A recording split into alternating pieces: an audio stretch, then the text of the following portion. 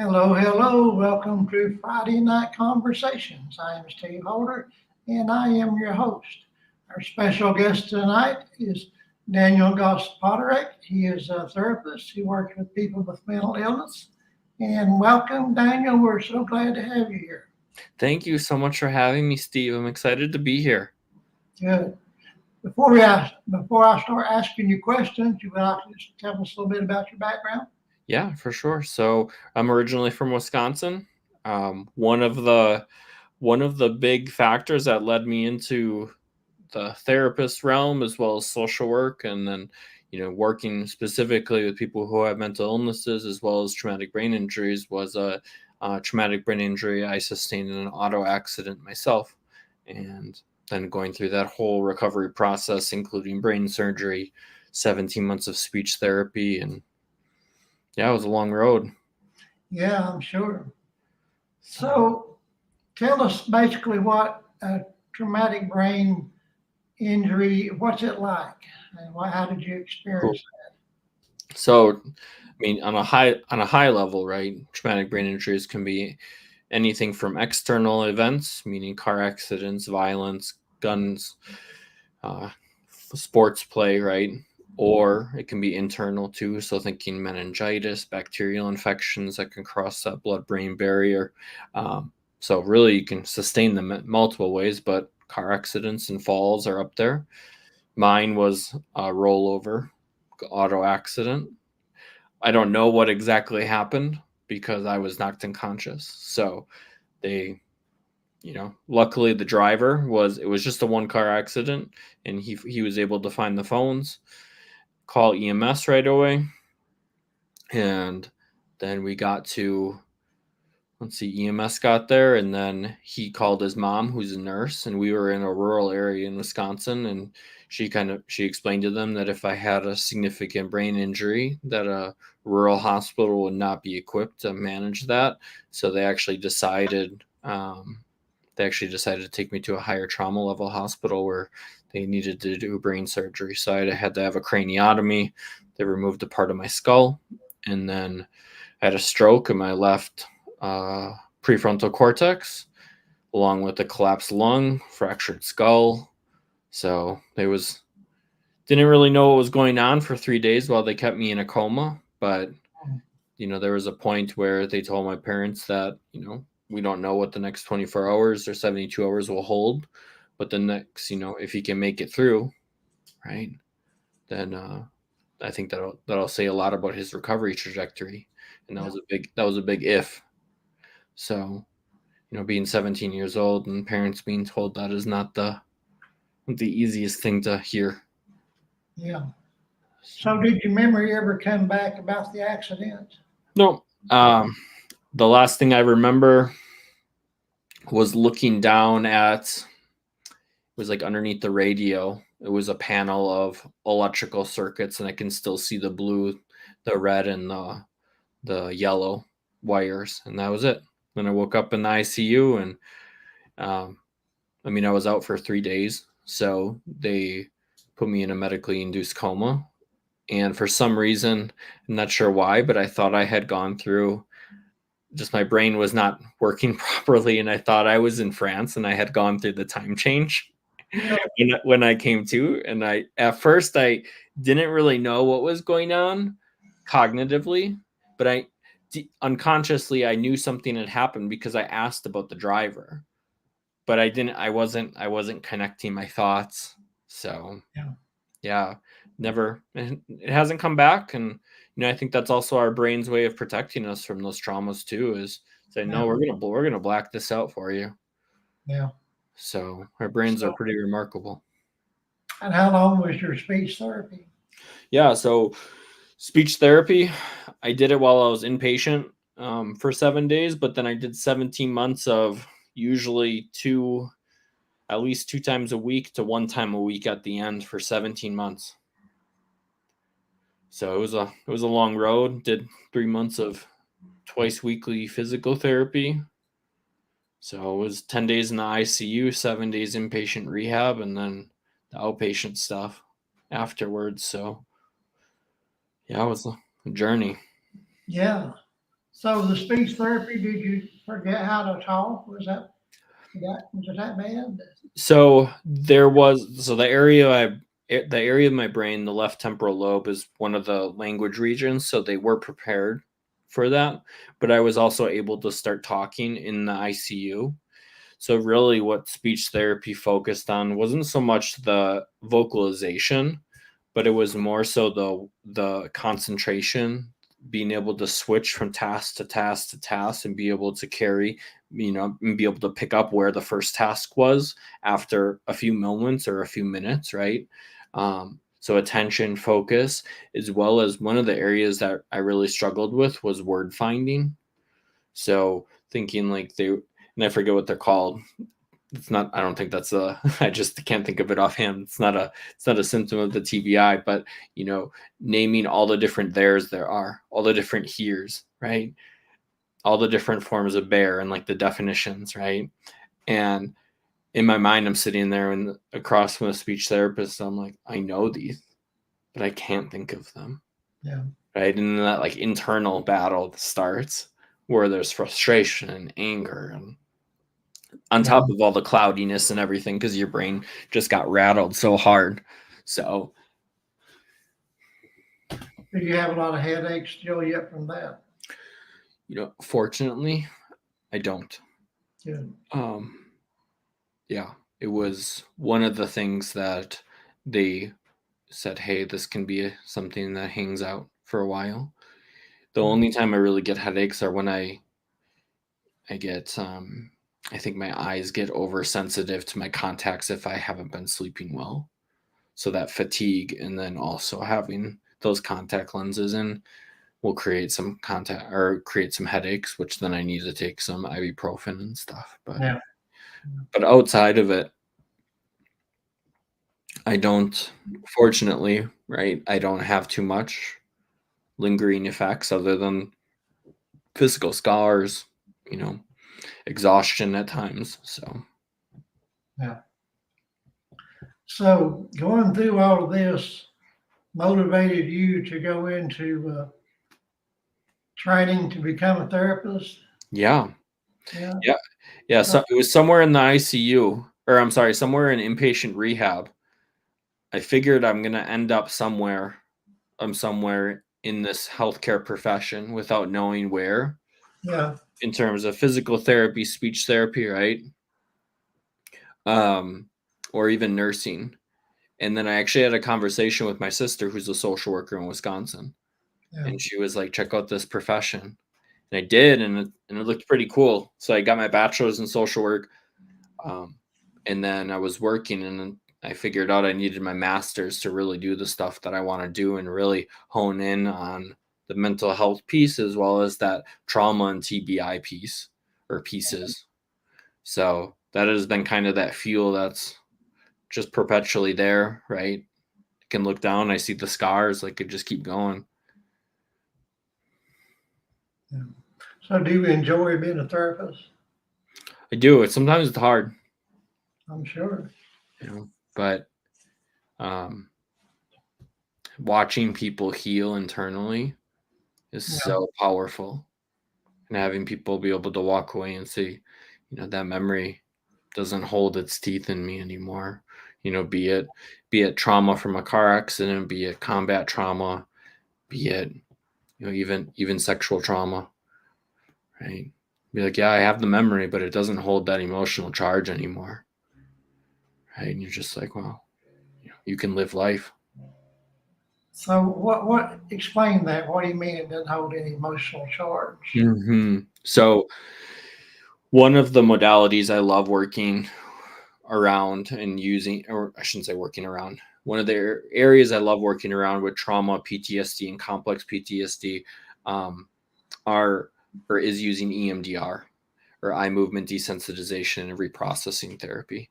Essentially, when you have memories, we have all of these pieces to a memory, and some of them have dysfunctional or toxic pieces to them, right? Guilt, shame. It could be anything. Negative perceptions about self, like I should have been able to help that person, right? I needed to do that, but we didn't, right? And EMDR will help heal and integrate those pieces of the memory in a way that the dysfunctional material doesn't hold that charge anymore. Yeah. So, You still feel emotions though, right? oh yes, 100%. We don't want to numb people out, right? Like that, Yeah. a medication could do that for the rest of your life if you wanted it, right? But when you look at the memory and you're like I don't feel that guilt or that shame, Yeah. right? It can be pretty powerful for people, especially in terms of, this cognition switching from like, I tried everything I could. So it would switch to that. I tried everything I could from I was weak and powerless when that person raped me, right? To I tried everything I could. And you're just like, whoa, Yeah. That's a pretty powerful leap for somebody, even if it was decades down the road in their life. Yeah. Any kind of trauma, as you know, stays with you forever. Yeah. You learn to deal with it, hopefully, but it doesn't go away. Right. I mean, we still see vets from Vietnam coming in. Yeah. That are still trying to white knuckle it. And again, that's how they've been dealing with it. That's it, right? Like no judgment, but there can be a different way to it. Yeah. So did you have a lot of anxiety in the beginning after your surgery? So I had anxiety, and I would say, so that's one of the areas. I think hallmarks of TBI are anger and rage. And that's one of the things I really struggled with, especially for my immediate support network, because they were there 24/7. And the anxiety piece was there, and counseling and therapy helped with that as well. Yeah. But it wasn't so much immediate. I would say that the first kind of time that I felt anxiety after the accident was when I was in inpatient rehab and the rec therapist took me to the valet parking, and I was around cars that were moving, and my legs were just shaking, even though I was sitting down, because I Yeah. was so close to the motor vehicle. And actually, when I got back, when I was discharged, the only people I would trusted driving were my family, and then also the driver that I was in the accident with, because I knew that if something happened, he would, do whatever it needed to be done to save me. Yeah. So that's a bond that him and I still share. So did you get over that anxiety of driving? Yep, I did. It took a while. Yeah. Right? There's a lot of acceptance in there of things that I can't control, can't really influence, right? How other people drive, how other people act on the road. But I can only focus on what I need to do, and I also still have a life to live that I can't let that be paralyzed. Yeah. So I think we all experience anxiety at some point getting on the road. yeah, Those maniacs out yeah. I mean, then Denver's traffic is increasing exponentially. So there. sharing the road is more so of sharing mere feet now with traffic. So Yeah. So how do you help people heal from their anxiety? good question. So EMDR can also be effective for targeting anxiety, a few other things, depression, body dysmorphia, as well as there's some evidence showing that EMDR can also help target certain forms of psychosis or schizophrenia symptoms as well. So that's a really new area that I love working in, because I also a lot of my work experience has been in inpatient psych hospitals. So I'm very familiar with those pieces. But in terms of healing from anxiety, right? So we have EMDR. We also have this ability to just learn how to come in contact with what makes us anxious, even if it makes us uncomfortable, and figure out ways just to hold that anxiety, experience it for what it is, a sensation, a thought, maybe even like some body tension, however that might be, and just get really curious with some of these things that show up. Where did it come from? How did it form? Right? What does it need to to feel supported, or what does it need to feel soothed, right? So a lot of it is our nervous system talking to us, whether it's trauma, whether it's anxiety. And it's like, what is our nervous system and our body trying to communicate to us? And how do we tap into that? How do we use that? Right. Yeah. So does all mental illness come from trauma in childhood? No, I don't. I mean, we can have trauma at any time in our lives, right? Like, speaking of the people that were drafted into the military or volunteered for the military or EMS providers, right? Police officers. So definitely trauma in childhood can structurally shape or influence how the brain develops depending on the severity, right? But often too, I think in adults, it's like 80 to 90% of people that experience trauma won't develop PTSD because they have the internal buffers, the internal coping skills, the support networks to support them in this kind of journey of recovery, and they won't develop PTSD symptoms from trauma. So we're really looking at a small percentage of people that experience trauma.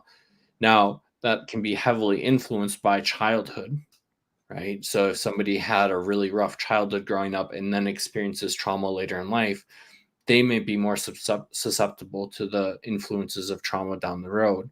Just like some forms of mental health or mental illness have genetic components to them that we pass down to our offspring. But sometimes those genes aren't activated and it takes trauma or stressors. So maybe getting laid off from your job, right? Or, right now the kind of financial or the economics of the nation are kind of questionable. Student loans coming back into play for a lot of people, right? And that those types of stressors or divorce or illness of a child can activate some of those genes. And now it's like, okay, boom, now I'm having maybe symptoms of bipolar, right? Or depression or anxiety. So it's not all trauma based, but trauma is a pretty common thread, as well as trauma. There's a difference between trauma and so like small t trauma as well as big T trauma, meaning the ones that are this can lead to PTSD, right? Like being held at gunpoint. That's more of a big T, right? Versus being laid off from work. That's still traumatic, being laid off from work, and it's hard. Yeah. But there's a difference between having your well-being physically threatened and saying, okay, now I need to figure out where my next paychecks are coming from. Yeah. And that is stressful. Oh, very much, especially when you're providing for loved ones or carrying the health insurance for a family or something like that, right? I mean, that is stress. And there's always a guilt that goes along with it too, and shame. Mm-hmm. Well, and then just self-esteem, right? Yeah. I mean, your whole world gets hit, and then it's like, okay, maybe symptoms of depression set in. Yeah. Decrease challenges with sleep, challenges with thinking that things are going to get better. Yeah. Then helplessness and hopelessness, and then motivation falls, right? Mm-hmm. So it can be a downward spiral and a quick one at that sometimes. And that's also what we work on in therapy is how do we keep that momentum moving in a positive direction, right? Because that's really it's much easier to keep momentum going in a direction than it is to start from zero. I have several friends that are bipolar, and their experiences definitely are not linear. They have extreme highs and then extreme lows, and sometimes they might last days and sometimes months. How do you help somebody with all that? That's got to be tough. It can be tough, right? And I think a lot of a part of it's going to be starting with awareness, right? How do you notice your body is switching into a different mood episode, right? Depression, hypomania, mania, whatever it might be. What are those cues inside your nervous system that are signaling there are shifts going on? How do you take care of your well-being throughout the month, throughout the year, right? So sleep, exercise, diet, all these different things, right? Are, some of the big stuff that are influencers are substances, right? Alcohol use, that can be a big one. Yeah. So how do we consume those or limit consumption to the point where they don't impact our mood, right? How do we set it up so we get routine sleep at night, right? So putting these routines in place with that awareness, and then also, there may be components that maybe trauma does influence some of these mood shifts, right? Then you can target that with EMDR. Also, too, sometimes people do things that they're not proud of when they're in an up mood or a down mood, Yeah. right? And then how do you target those, right? So there's definitely areas to go into, right? Yeah. And I think therapy also isn't instant. It takes time, right? There are times where I work with some people that they don't share some of their traumatic material for 6 or 9 months into our work, right? And we're doing weekly sessions, Yeah. right? And it's survival, it's adaptive, right? It's not, good, bad, or ugly. It just is what it is. And it's like, okay, how do we keep going from here? What's our next step, right? So how does borderline personalities, how does that come into it? Is that trauma based always So mostly or what? yeah, it's a really interesting question. So one of the areas I love working in is complex post-traumatic stress disorder. However, complex post-traumatic stress disorder is also not defined in our DSM-5 book or our diagnostic and statistical manual for mental illness, but it is by the international I forget the ICD codes. I forget the acronym offhand right now. It's a Friday. I'm exhausted from the week. But one of the things that complex PTSD looks at is personality development. So bipolar, even other personality illnesses, narcissism and stuff, right? Are those responses to trauma?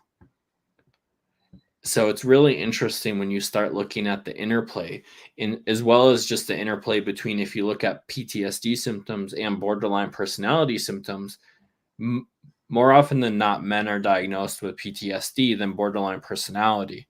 More often than not, women are diagnosed with borderline personality than PTSD, Yeah. right? But if you look at the symptoms, they pretty much mirror each other.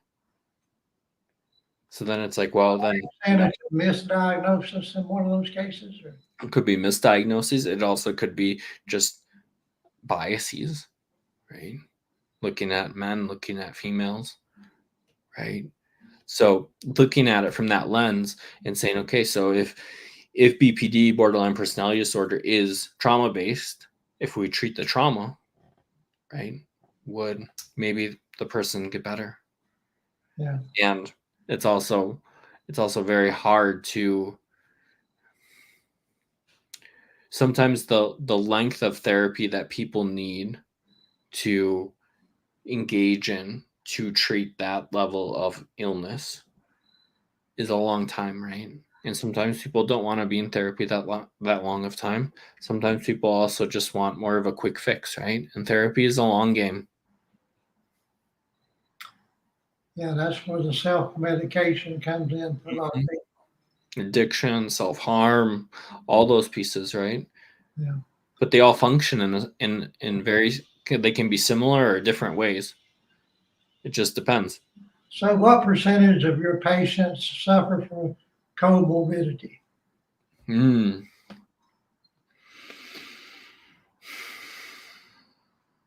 That's a really good question. I would Quite a I bit. what's that? I imagine there's quite a few of them. Yeah, I would say it's around the 40 to 60%. Yeah. Yeah. So basically half. Yeah. Yeah. Yeah. And also too the excuse me, the comorbidity between TBI and substance use or TBI and mental illness too. And because sometimes, I've seen it where people did not have auditory hallucinations or, depression before the TBI, but now afterwards it's just kind of set in, right? How much of that is the TBI? It's hard to tease out, right? We don't have a lot of instruments to tease those percentages out. But it's interesting to see how a traumatic brain injury can impact somebody. right? How it can shift people's identities, characters, right? Values to some level, or ability to make rational decisions, informed decisions. Does it change the personality at all?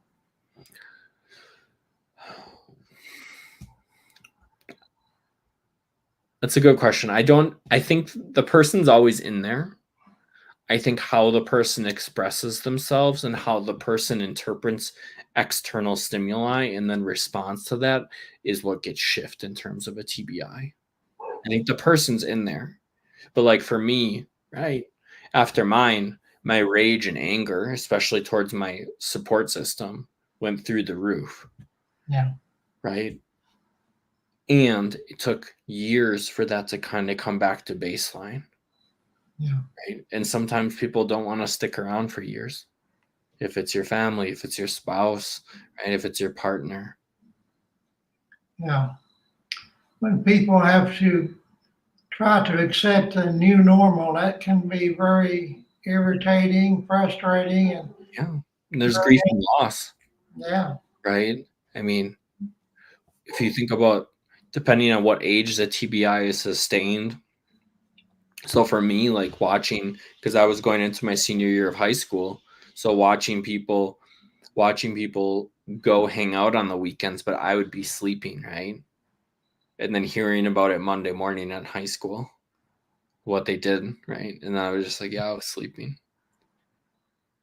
Right. Or even being able to like work a full-time job or not do the same job that you did and not earn the same income that you used to do, that you used to be able to do. Right. I mean, all those pieces are just grief and loss. And then how your socioeconomic level shifts in terms of if you're trying to support a family and you can't anymore. Right.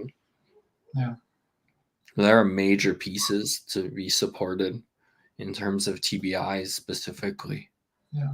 Do you feel like you're handicapped in any way because you're TBI? Not so much right now, no. I mean, I can't do what I used to do in terms of like playing football, playing basketball, snowboarding, and stuff like that because I'm more susceptible to more or easier TBIs than the person that's never experienced one. So on that level, it sucks. But like in terms of functioning, in terms of workload, in terms of mobility, right? I don't have too much. And I recognize that's not always the norm for people that experience TBIs, right? Yeah. So, and that's part of the reason that fuel is in there to keep going, right? To keep working with people and supporting them. Yeah. Now, are all of your patients live, or do you do online therapy also? Yeah. So right now I have in person on the weekends and telehealth on the weekends. And then I also Monday through Friday, I do virtual appointments in the evening. So 5, 6, 7, and 8 Mountain Time. So, it's kind of a mix. Some people like the in person. Some people are like, hey, I live a little ways away, but can we meet in person for the first, 3, 4 sessions just to get to know each other? And then we can jump to virtual, which we do, it's fine. And like right now, COVID's kind of in an uptick. So people are like, hey, can I just stay at home? And it's like, sure. Yeah. I'm still seeing people heal from EMDR and just general talk therapy and, navigating life in a with a different perspective, a different mindset. Right. And so then it's like, let's keep being convenient. So how can people get in touch with you that may be interested in having you as a therapist? Yeah. So my website, revitalizementalhealth.com. Phone numbers there, emails there. Phone number is 720-295-6703. Email is daniel@revitalizementalhealth.com. And usually, unless it's the weekend or a holiday weekend, I'll respond within 24 or 48 hours, usually faster. So yeah, it's the easiest way. Yeah. Well, is there anything else you want to say that we haven't covered? I want to give you all the time you need. Yeah, I think the biggest thing that I like to share with listeners and people is that, life will hit us with adversity if it hasn't already. And we can use that adversity to really set a foundation and chart a course towards our values and towards making this world a better place if we use it. I tell you what, you are a very interesting person. I applaud you for getting through what you have had to get through, and you've turned the trauma into something very, very useful. So Yeah, thank you. Appreciate it, Steve. congratulations. Thank you. All righty, well, thank you for being with me tonight, Daniel. Yeah. I enjoyed it, and I've learned a few things. And thanks everyone that tuned in to Friday Night Conversations. We're here every Friday at 9 p.m. Eastern Time. So, Daniel, have a great evening, have a great weekend, and everybody joining in, good night to you, and take care of one another and take care of yourselves. Bye.